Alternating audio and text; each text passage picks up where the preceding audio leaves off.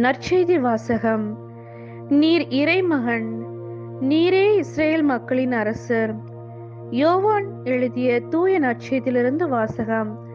அதிகாரம் 1, இறைவசனங்கள் 43 முதல் 51.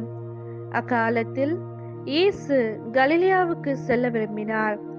அப்போது அவர் பிலிப்பை கண்டு, என்னை பின்தொடர்ந்து வா என கூறினார். பிலிப்பு பெத்சாய்தா எனும் ஊரைச் சேர்ந்தவர். அந்திரேயா, பேதுரு ஆகியோரும் இவ்வூரையே சேர்ந்தவர்கள்.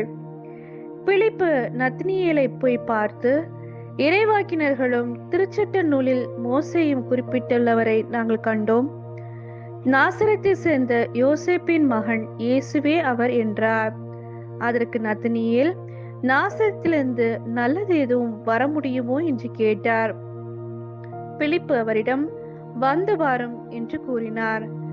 நத்னியேல் தம்மிடம் வருவதை இயேசு கண்டு, இவர் உண்மையான இஸ்ரவேலர், கபடற்றவர் என்று அவரை குறித்து கூறினார்.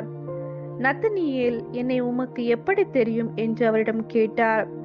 இயேசு, பிலிப்பு உம்மை கூப்பிடுவதற்கு முன்பு நீர் அத்திமரத்தின் கீழ் இருந்தபோதே நான் உம்மை கண்டேன் என்று பதிலளித்தார்.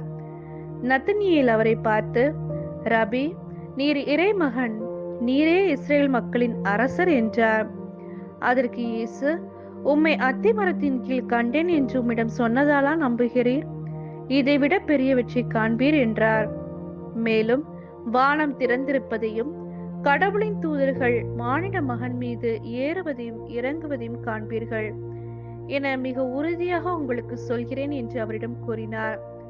இது ஆண்டவரின் அருள்வாக்கு. இறைவா, உமக்கு நன்றி.